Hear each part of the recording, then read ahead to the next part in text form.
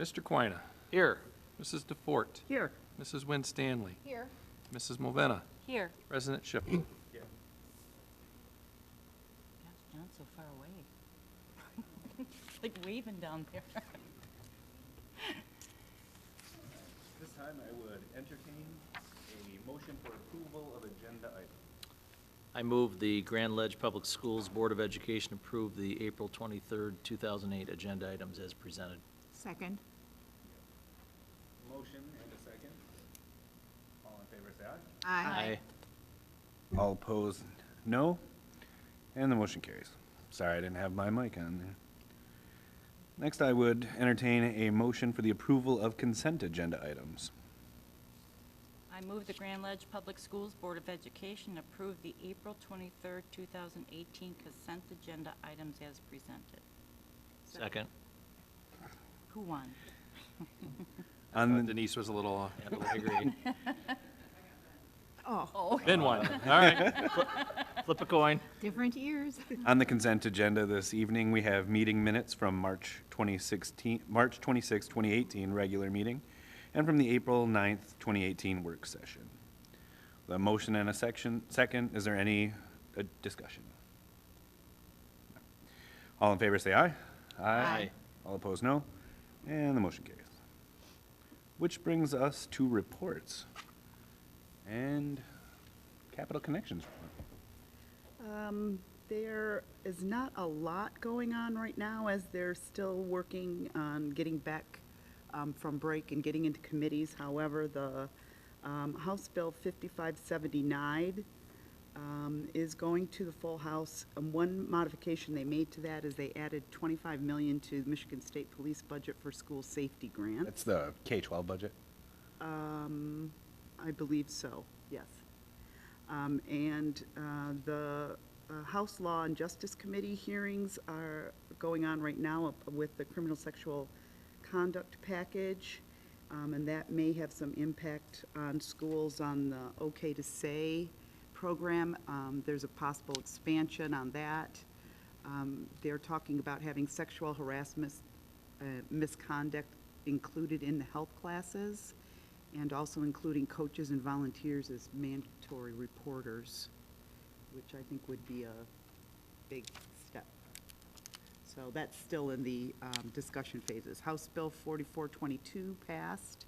That has to do with the critical shortage. There was some language that removed the requirement that districts pay into the retirement system for retirees.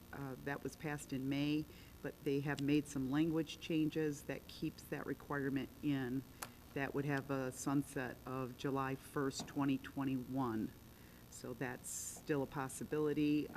And there's a legislative conference hosted by Michigan Association of School Boards, and I think that's also Michigan Association of School Administrators on May 22nd, which I will be attending.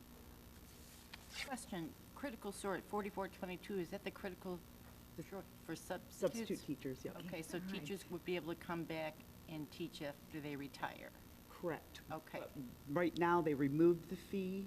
Correct me if I'm wrong, but my understanding is that right now they've removed the fee, but they're talking about possibly putting back in. That's still in committee. Okay, And that's on the House side. all right, thanks. To that, I'll add that the Senate will be passing out their budgets this week to include the school-aid fund budget. How's it looking for us? It's pretty close to the House. There's not going to be a lot of conversation in conference committee for that budget. Then next we have the Eaton RISA report. And Jay Bennett, our representative on the ERISA board, submitted this report. At the request of the local boards, ERISA board has approved an addendum to their current technology services agreement with the Ingham ISD. This addendum will allow additional monies in order to expand on-site and remote shared services to increase the use of instructional data for local districts. And then he concludes with, I hope I'll see all of you at the Eaton Capital Area School Board Association meeting, May 1st, 2018 at 6 p.m. at the Crown Plaza Hotel. Eaton RISA will present their 2018-2019 budget to all of the local boards, and John Tramontana, Director of Communications, PR and Marketing for MASB, will be on hand to present board member awards and give a short presentation on MASB services and sports, which concludes the Eaton-Risa report. Next, we have the Grand Ledge Education Foundation report. We did not meet last month, and so I have no report, but I did want to share that the Comet Chase 5K will be held on June 23rd. If you register before June 14th, it's only $10 plus a $2 fee for processing. So I'd like to actually challenge other board members to enter the race. Even as walkers, you're not runners, I will be participating this year. Whenever I'm in town, I do it. Excellent. Excellent. And then Patrick is missing, so we have no Parks and Rec report. Does someone from the Governance Committee want to give a Governance Committee report? Sure. Okay, we met, the governance committee met with Dr. Metcalf last week. We discussed several items, one of which was superintendent goals and evaluation for 2018. We also talked about student achievement remaining a priority for the school district. We discussed communication and transparency, how to improve on that. We talked about professional development and its relevance to student achievement in terms of how important it is for what goes on in the classroom and how it impacts student achievement. We discussed the necessity for improvement and repairs within our aging infrastructure, and we talked about developing a strategy to enhance student achievements in science, because science is one of those areas that we are not doing very well with. And that's it. Excellent, thank you. And the superintendent's report. Just one item to report, and it's actually a item of congratulations. Steve Gabriel completed his EDD program this past week. He defended the dissertation, so it is now Dr. Steve Gabriel, so congratulations.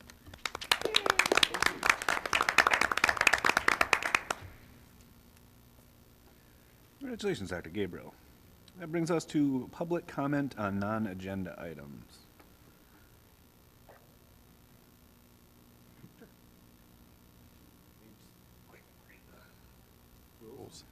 When addressing the board, please come to the podium and introduce yourself, give your address. You will be allowed up to 3 minutes. Out of respect for board members, students, and staff, you will be interrupted if you personally attack a board member or a district employee on issues unrelated to their job performance, mention a student's name when discussing behavior or other incidents, engage in discussion with other members of the audience.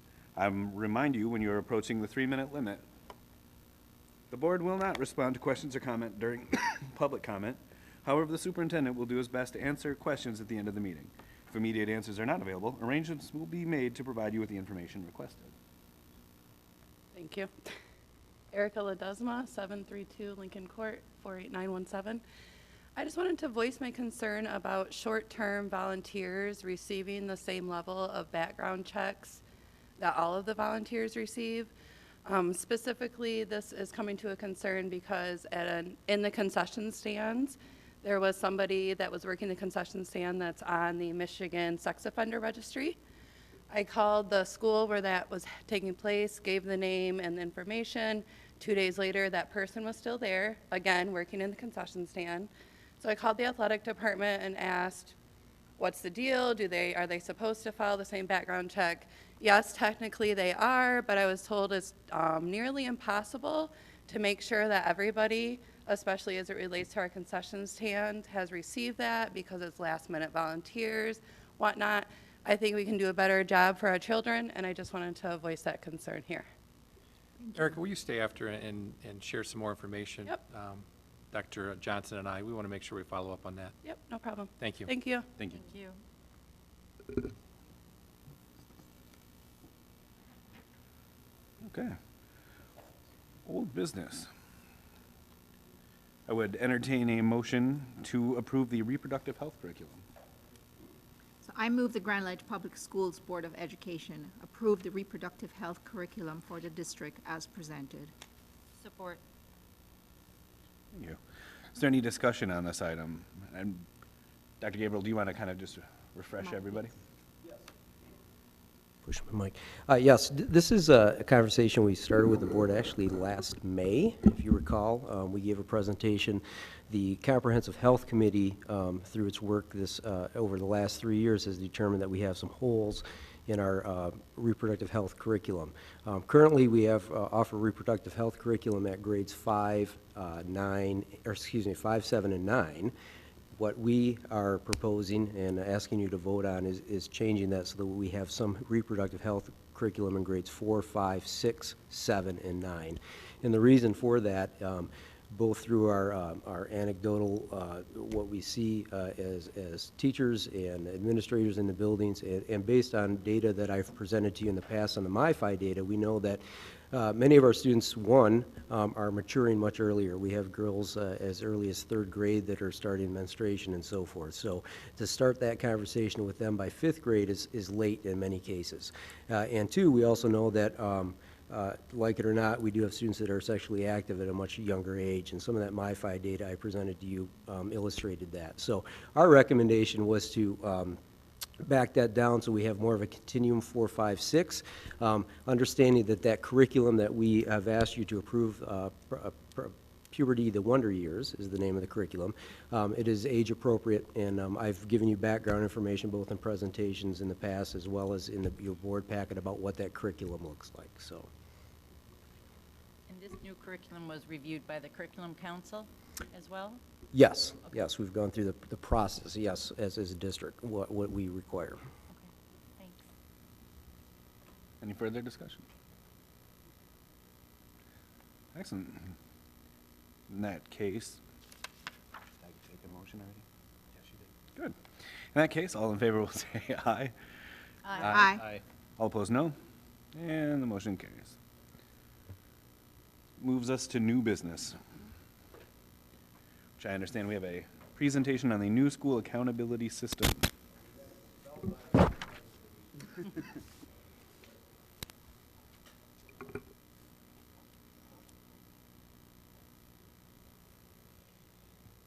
So, purpose of this presentation is just to bring the board up to speed and the public and give them a little bit of information about the state's new accountability system. So, if you've been in the business as long as I have, we have seen many, many different accountability systems come through. Some of them involve grading of schools, A, B, C's, and D's.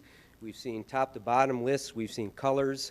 You name it, we've seen it. This is the state's latest effort to provide an overview of accountability for school systems and provide some type of ranking. So just to give you some overview of that, what those changes involve. First of all, the background, this actually comes out of the Every Student Succeeds Act, or ESSA, and that was put into place in 2015, and it replaces what was previously called the No Child Left Behind Act. In 2017, Michigan's ESSA plan, approved by the U.S. Department of Ed, included this new accountability system. So our Michigan's plan, the goal is to identify and support schools that are struggling the most to help students meet Michigan standards. The purpose is to facilitate a culture of continuous improvement in our state's lowest performing schools by creating partnerships between the state, the district, and the schools. What's different about the new accountability system? Well, first of all, some of those things I've mentioned in my introduction have been eliminated. There is no longer a top-to-bottom school ranking. There is no longer a school scorecard or color rating that is assigned to schools. There's no longer school letter grades that are assigned, and there's no longer ranking or measuring of gap and comparing schools based on their achievement gaps. What's been added is Michigan's Parent Dashboard for School Transparency and a Michigan School Index. And both of those are accessible through myschooldata.org. So anybody in the public can go to that. You can punch in information for any school district in the state, and you'll have access to these two things. First, the Michigan Parent Dashboard, and that's an example of it up on the screen. And then next to it, you'll have access to the Michigan School Index system, and that's the new piece to this.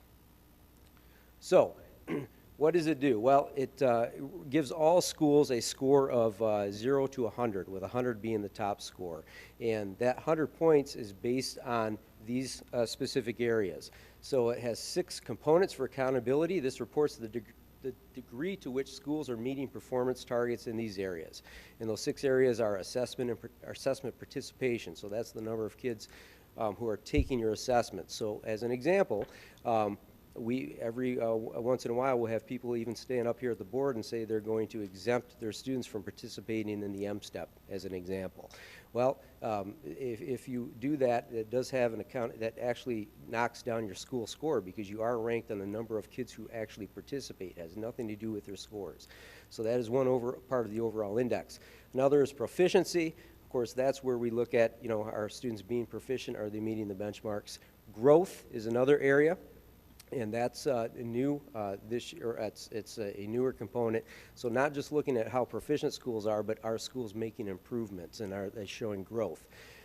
Graduation rate is looked at, as well as EL progress, so English learner progress. That's something that has not been measured in the past as part of an overall evaluation.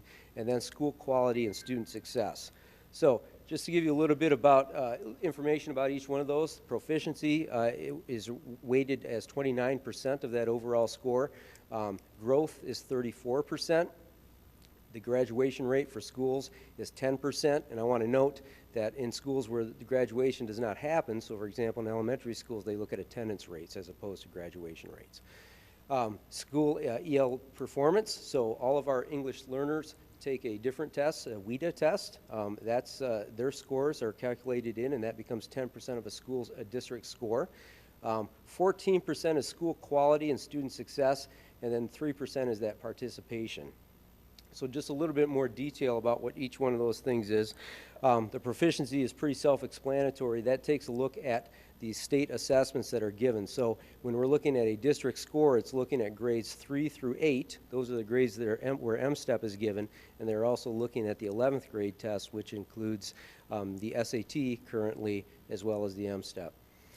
Growth, they look at those same tests, and they measure the growth, the improvement from year to year. So they actually take 3 years of data, and they track cohorts of students, and they look to see that there's continuous growth, and that is averaged in. School quality, they took a look at offerings of schools. So for example, schools that offer fine arts programs receive a higher ranking. Schools that offer physical education receive a higher ranking. Schools that offer library services receive a higher ranking, because the idea behind that is a more well-rounded school. So schools that have eliminated some of those programs would be penalized in this new system. And then, of course, graduation rate, that's the number. If they look at the graduation rate in 3 areas, they look at the 4-year graduation rate, which I think most of us think about. How many of your students graduate in the 4 years that they are in your high school? Next is 5 years, with the understanding that some kids need that extra year. And then finally, it's a 6-year graduation rate. So all of those are factored in and measured. ELL, again, that's the performance of the students on the WIDA test, and then the assessment, it's the percentage of students who participate in the test. And the state's expectation, I believe, is 98% participation rate in those tests. So at each grade level, in each building, we receive a score based on that participation in those state assessments. So what happens, how are schools held accountable on this? Well, there are 4 categories then, and I included colors. It's kind of a joke, actually, because we used to be color-coded, but we do have color codes up there just for attention purposes. But schools receive, and I'll start from the bottom, schools who receive no identification are those that have been deemed successful in all areas. So obviously that is the goal in green. Makes sense in that area. Next is targeted support and improvement of schools. So schools in which 1 to 2 subgroups are performing within the lowest achieving 5% of the state assessment. So you may be very successful as a district or as a school, but if a subgroup, so for example, your special education population is not performing or is achieving in the bottom 5%, you as a school will take a hit on that. And you'll be identified for targeted support and improvement. Additional targeted supports are for schools in which 3 or more subgroups are performing within the lowest achieving 5% of the state assessment. And then the comprehensive support and improvement schools, CSIs, they are the lowest achieving 5% of schools based on the index score in the state. They are also schools with graduation rates that are below 67%. and they are additionally targeted support schools are not exiting from status. So if you've been on one of those other colors, one of those lower categories for a few years and you haven't exited, you're going to be bumped up to that higher, bigger concern, the CSI areas of concern. So this, and it's hard to see, this gives you some idea of how the schools in the state ranked on this first index. So on the very far left-hand side is that 0, which is the lowest score you can receive, and on the far right-hand side is 100, which is the highest. So this kind of shows you the continuum of all of the schools in this state and how they figured out in that this year's index. This is a little bit more information, what types of schools and how they did. I found this very interesting because it breaks it down into charter schools and non-charter schools and so forth. So as an example, the top line, all buildings, 3,435 buildings are ranked in the state. The average score for all buildings in the state was 66 on that 100-point scale. If you look at alternative schools, the average score was 25. If you look at a charter school, the average score was 68. In virtual schools, the average score was 34. Brick and mortar, which would be a traditional school that we think of, would be 67, scored an average of 67 on the state index, and then so forth. So that gives you some idea. And it's just interesting for us to see how, we hear a lot about the success of charter schools sometimes, depending on who's talking and so forth. I think based on this, there's a good argument that still public education is still outperforms those schools across the state, and I think that's good for us public educators to see. The results in grade bands, so if you were to look at it, they broke it down into the types of buildings that are typical within the state. Buildings that house K-2 programs, the average score across the state was a 72. Elementaries that were 3-5 configurations, the average score was a 71. The average score for a middle school in the state was 61. An average score for a high school in the state was a 63. And I really don't know what they mean by unknown, who those 10 schools are. We don't know, bottom line, but they included it in the information. So to give you some perspective, after seeing this, this is where our buildings ranked within that index. Delta Center had an overall index score of 85, and again on a 100-point scale. Beagle had an overall index score of 87. Waukusta had an overall index score of 95. Willow Ridge had an overall index score of 91. Hayes Middle School was 74, and Grand Ledge High School was 83. So I'm pleased to say that, again, if you were to compare that to the state averages that I showed you earlier, each one of our buildings ranks well above the state averages, which is a nice thing to see on this first round, this first index. So again, here's the differences. So Delta Center, another way to look at that, they were 14 points above the state average. Beagle was 16 points. Waukusta, 24 points. 20 points for Willow Ridge, 13, and 20 points for the high school above the state averages. And I did not include it in the slide, but also in each of those areas we were the top ranked areas in the county, and in many cases within the Lansing area as well. We were among the top ranked groups. So again, I think feeling pretty good about our first blush and our first go around with this school index. So just to give you, so the good news again, obviously none of our buildings or our district fall into any of these target areas, but should we in the future, which we will avoid at all costs, but this is what kind of how it works. So if you fall in that targeted area, you have a year, every year that's redesignated. So it is possible that we could be in the safe area one year and in a target area the next year, because they do look at that every year. Then once that happens, then it's up to the district to come up with a plan for growth for those buildings. If you are in the additionally targeted area, that means you're on that list for 3 years. Once you're on it for 3 years. You do not get to exit. You must come up with a plan that is approved within the district level, but then that is supported in the oversight for that comes at the county level or the reset level for that program. And then a comprehensive, the same 3 years, that plan has to be approved by at the district level and then by the RESA or the ISD, and then the oversight for that falls under the ISD. So that's kind of a overview of where we're at. These are some of the long-term goals that the state has set for those specific areas. And again, if you were to go back and look at the information I gave you in the packet, in many cases, we are already exceeding the state's goals for 2024 and 2025. So as the state's projecting out over the next several years, in most, if not all of those areas, we are already exceeding what that long-term goal is for the state. So our goal as a district obviously is not to meet and rest on the fact that we're already there. We want to see ourselves getting closer to that 100 points in all of those areas, and that's what we're going to continue to do. So that kind of concludes my presentation. Are there any questions from the panel or the board or anybody from the group about the index? Just can we use these numbers to dispel this persistent rumor that our schools aren't performing well or that Grand Ledge somehow has lesser districts? The number of people who are like, well, you know, it's okay for Grand Ledge. This is great. This shows, you know what I mean? This shows a lot of dedication from staff and volunteers all the way through the administration to continually improve this district. Well, and it's, I mean, I'd still like obviously more progress and, you know, achievement for reading, math, social studies, and science, but like, we're clearly doing okay. I agree, John, and that's, you know, I think that's one of our goals, and we've talked about this as a cabinet and as an A-team with our administrators for next year's.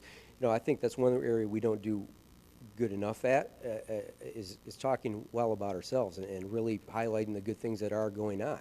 And I think that's incumbent on us to tell our story, because if we're not telling our story, then it falls on other people. So we've made it a goal as a cabinet and as an administrative team to really make that more of a focus next year in terms of publicizing these things, because this is good news.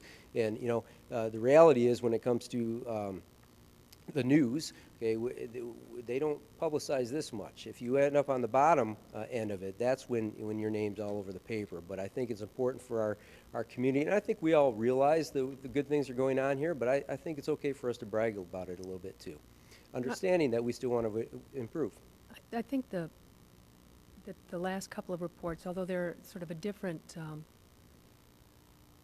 they're not the same formula for calculating a percentage, but I think we are improving, and I think people are, I mean, certainly I had gotten very frustrated over the years that I didn't see any real improvement. I was still seeing numbers that depressed me. But what I think is happening is that that this administration has really focused on improvement, and we have started to get together a group of cabinet members who now gotten comfortable in their jobs and can start to, you know, see how to make real improvement.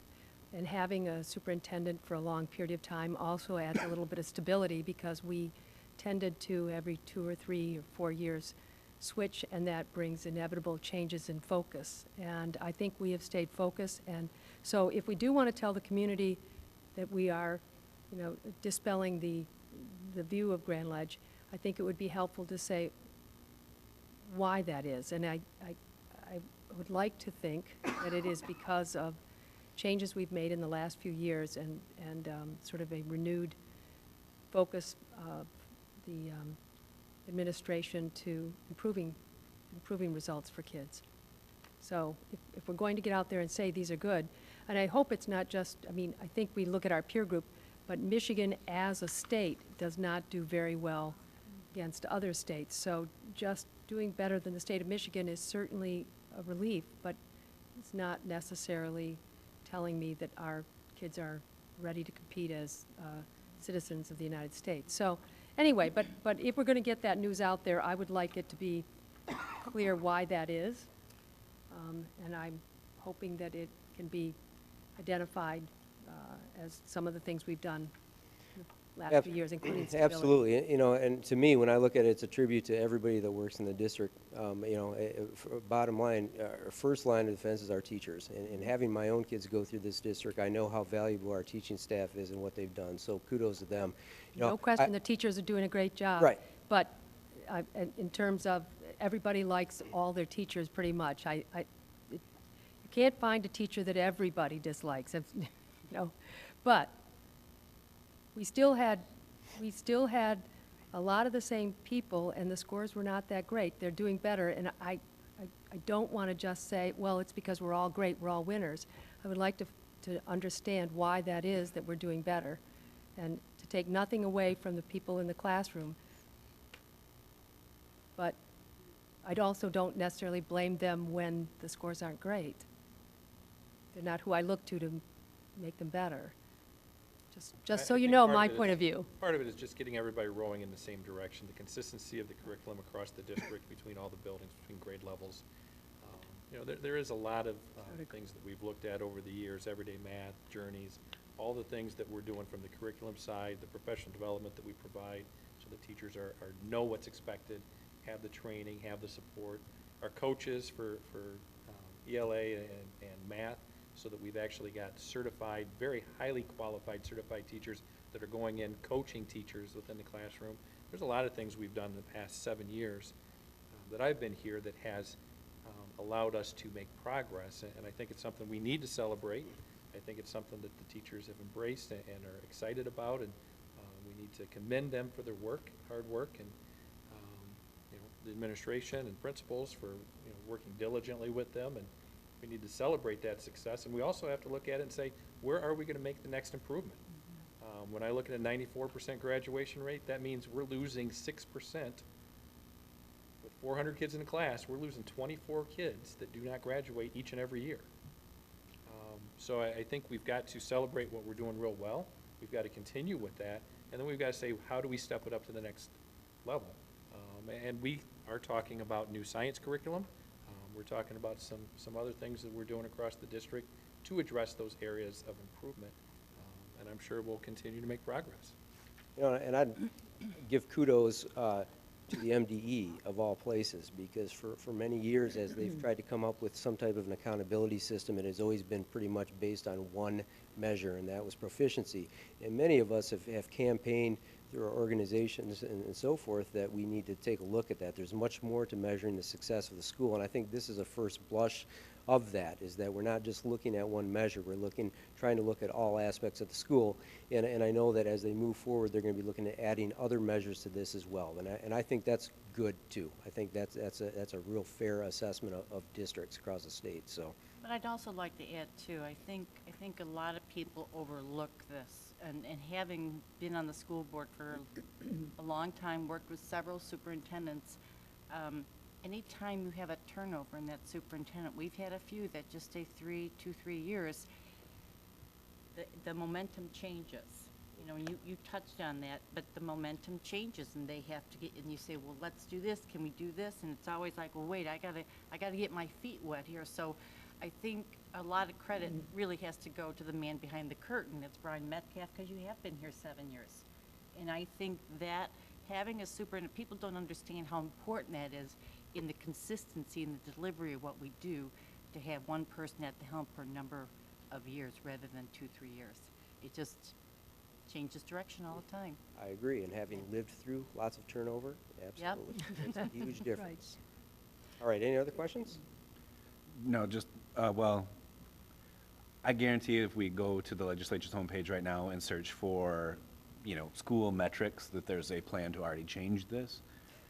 Stop it. It's just the nature of how. It's like the weather in Michigan. Yeah. 5 minutes, it'll change. It's just how they operate in the world. And so I hope that we can keep, when you have a set goalpost, it makes achieving the things that people want you to achieve easier. And so I'd like to maybe keep this for a while. It's like having the legislature be stable for 7 years might be helpful too, Term limit. I do have one question, Steve. You talked about subgroups. How many different types of subgroups do we have within the district? The obvious one is a special ed. So how many other types for somebody who is not That's really our largest subgroup in terms of measurement that we look at. But certainly, we have subgroups, race, gender, those types of things, and we have data on that. So I can certainly give a more detailed presentation. Tonight was more of an overview, but we have that I detailed. was just curious Yep. because, you know, now that has become very relevant. Yep. And so what are the other ones? Because then as we're trying to focus on making sure that everybody is taken care of, we need to know who they are. Thanks. Yes. Could we do like a subgroup that would be kids who were part of free lunch or anything like that, trying to do any kind of an economic subgroup? That's identified by the state, and they look for how many Pacific Islander, I mean, all those different things that you Right. answer, they're looking for a certain number, and I want to say it's 25. I just wondered if You they have do an 25 economic kids in any subgroup. group, They try to do consider that? that a subgroup. Okay. Yes. There is one? Okay. In the bottom 30 as well. So yes, I can give a more detailed presentation, but yes, you can go search those on the mysschooldata.org website. You can punch in and break it down into any subgroup that a district has. You can see it all right there. So, okay, thank you. Thanks, Steve. Thank you. I'd also like to point out that we keep talking about 7 years, I think we can all trace this catalyst back to Bev joining the board 6 years ago. I will only take good news. Okay, that brings us to public comment on agenda items. I wasn't planning on speaking, but I had some questions. I'm not going to take all of my 3 minutes, so if you have answers, feel free to shout them at me, or just, tell me later. I had a couple questions. One was on growth and having those cohorts followed for 3 years. I was just wondering if they had a specific test, because, obviously, they don't take the SAT every 3 years. We do the PSAT at our level. It's different at the other levels. How are they managing those cohorts? At the elementary level, obviously, it's an M step that we have 3 years of the data. At the upper levels, they do not, it's not a state plan in that sense. So I can't tell you exactly how they measure the growth at the secondary level, but it's not, and for that reason. Right now, there is no mandate. Now, moving forward, the state is going to be paying for the beginning in 8th grade to take the PSAT. So I think that is the long-term plan for the state, is to have the SAT continuum be the measure of growth. And that's something we've already started as the district. So even though the state hasn't mandated, we've been giving the PSAT in the 9th and 10th grade so that we have some of that longitudinal data. And then next year, the state is going to add on 8th grade to it. So that's what we'll be using in the long run. And then I know you had your lovely covers of no identification, identified as this many subgroups, and that's how they're kind of identifying us from the state, which doesn't really have anything to do with our score. Is that accurate? Seemed like they were kind of separated. There wasn't like a score that puts you under the radar. It was more of the subgroups? Yes, it's more, Okay. it's more of the subgroups, yes. Okay. Will you share that with me? Because I think some of those slides would be good on the teacher page. And then I had another question about the breakdown. Do we know which areas we need to work on? So for 3% was participation. Did we get all of that 3%? What percentage of that did we get? Do we have a breakdown in those subgroups? Well, yes, our 2 areas of focus are proficiency and growth. I mean, Proficiency and growth, okay. those are our two areas. All of the other areas, we received, in most cases, 100% of the points. So, for example, one of the tributes to the district is that we've tried to maintain programs such as band, choir, et cetera. So for that reason, we get those extra points. So we do pretty well. We always do well in the participation. So really, it's the proficiency and the growth. Okay. And in most cases, it's the growth that differentiates. So you'll notice that Wacusta scored higher than the other elementary schools. Their proficiency scores are actually a little bit lower, but their growth is higher. And because the growth ranks is weighted heavier, their growth that they made moved them forward. Okay, so I know on the old scale, the bottom 30% was one of those indicators and one of those things that we have focused on diligently for, you subtracted his time for that, right? For the last 5 years, I know that's pretty much, I feel like all we've focused on the last 5 years is the bottom 30% and how do we get those scores to improve. It doesn't sound like that is such a high weight. I hope we're not planning to remove some of those things that we've done because I know that is a big thing, but I'm just curious where that falls in. Well, the bottom 30% factors into that growth piece because you still have to demonstrate the growth. So they may not be looking at the bottom 30%. The subgroup itself is a smaller percentage, but still it factors into the growth. So you have to raise that. Okay.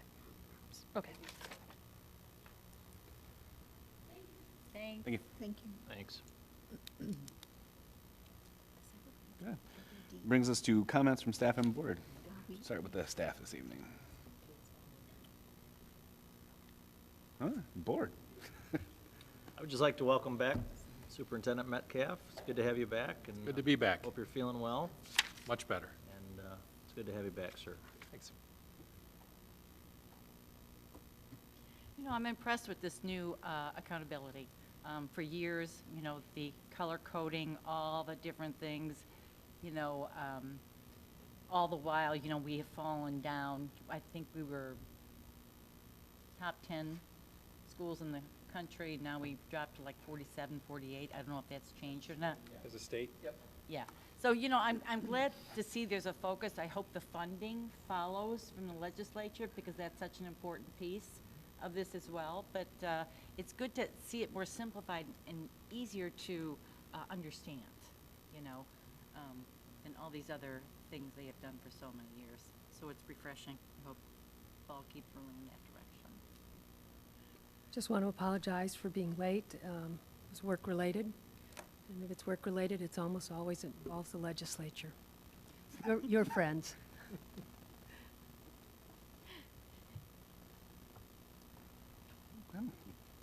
Future topics. There is a Capital Area School Board Association meeting Monday, I believe it should be Tuesday, May 1st, 2018 at 6 p.m. in the Crown Plaza, Lansing West. Then a Board Bond Advisory meeting Monday, May 14th, 2018, 5:30 p.m., Sodden Room 107. And a regular meeting Monday, May 14th, 2018, here in the Sodden Boardroom.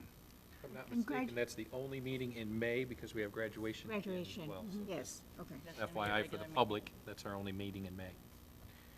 And with no further business, at 6:43, we are adjourned.